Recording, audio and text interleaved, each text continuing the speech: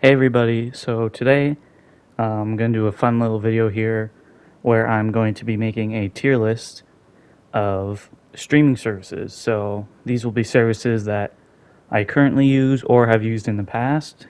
And one last thing to note, I am Canadian, so this will all be the Canadian versions. And some of these services are only in Canada, so some of them you might have never heard of if you don't live in Canada. So yeah, let's get into it. First off, we have Amazon Prime Video.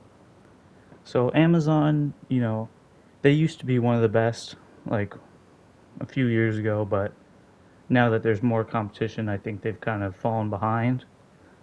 They got their original stuff is it ranges from, mid to above mid. There's nothing like the only thing that I think is, 100% you have to watch that is Amazon Prime original is probably The Boys. Other than that, it's stuff that's not a huge deal, I'd say. And the only time I don't use Prime as often as I used to. The only time I go on there right now is if I want to rewatch the Bond or Rocky films because they have all of them. So I think with all that, I'm going to put it at. We'll put it for B tier for now. High B tier. Okay, Apple TV Plus. So Apple TV Plus I don't use often at all. Um, they make a lot of TV shows, which I've only seen a few. I watched Hello Tomorrow, which came out in February, and I really enjoyed it, but did not get any talk of it at all. Stars Billy Crudup and Hank Azaria, and I thought it was awesome, but they're probably not getting a season two. But I'd say it was very good. But about after that, there's not a whole lot that I enjoy on Apple TV Plus. I watched the Michael J. Fox documentary, and I like that. So I think I will put it C tier for now. Tubi. So Tubi is one of the best. It's free, which is awesome. And even if it weren't free, it'd still be one of the best because they have so many movies, probably more movies than all these services combined, I bet. And they can range from anything, from 100 years old to new, and from all the different countries, all the different languages, all the different genres. It's amazing how they have all these movies. Anytime I want to watch a movie, probably about half of the time, if it's not on one of my other services, it'll be on Tubi. The only issue with Tubi is sometimes the quality is very, very bad. I'll give an example.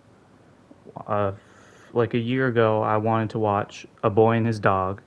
It's a 70s movie starring Don Johnson. It's like a post apocalyptic thing. I think it's based off a short story. So anyway, I wanted to watch it. It it was on. I saw it was on Tubi, so I went on Tubi. I watched it, and it was just the worst quality. I'm talking like you could not even make out the faces. It was honestly terrible. And I was watching it for 10 minutes, and I was like, I was into it. I thought this movie was awesome, but I could not watch this like the whole thing. I couldn't even make out the faces. If I wasn't such a huge fan of Don Johnson, I probably wouldn't have even been able to tell it was him. So I went and I searched it and I found like a 4K version on YouTube and it looked great. So that's sometimes an issue with Tubi is the quality's very, very low. But other than that, it's great. So I think I'm gonna have to put it in S tier, honestly. Okay. Now we have Netflix. So of course Netflix used to be the king, but I think honestly, since their prices have gone up, I think they've honestly declined a little bit. I'm not a fan of like their huge originals like Stranger Things and stuff like that and Squid Game. Don't really care for those. This is a tough one. On one hand, they sometimes get great originals like when they just had May December a few weeks ago. Hmm. I think uh, I think A tier is perfect, because they still have the notoriety from being, the original good streaming service. I think they're A tier. Okay, this next one is Crave TV. I don't know if they have it in America. I don't think so. So Crave TV is kind of all the HBO Max. It's like HBO Max Canada version. So it's got all the HBO stuff. It's got all the Max originals, all the DC, all the Warner Brothers stuff. But then it's got its own original stuff like Shoresy, which is a Crave original, and it also has Stars too. So you know, because it's got all the HBO stuff, you obviously got the premium stuff like Succession and Game of Thrones and stuff like that. And then some of the Crave originals are great. They make a few little documentaries that are very good. So I think Crave is probably honestly it's S tier. It's one of my favorites. It's one of the ones I use the most often. So yeah, S tier. So next up is Pluto TV. So Pluto TV is it's I'll just do Paramount Plus first because they're basically the same. So Paramount Plus, at first when I had it, I was like, "There's nothing on here." That was a few years ago when it first came out, and then I got it recently because I hadn't watched a few of the newer South Park seasons. So I watched the newer ones, I watched the specials, and then I was like, "Okay." And they have they have classic shows on there like all Cheers, all Frasier. They have really they have all the Comedy Central stuff. Paramount Plus is very very good. They got a wide range, and some their originals are not that bad. Their originals are mid, but because of the huge backlog they have, I'd say Paramount Plus is also S tier. They got so much good stuff on there.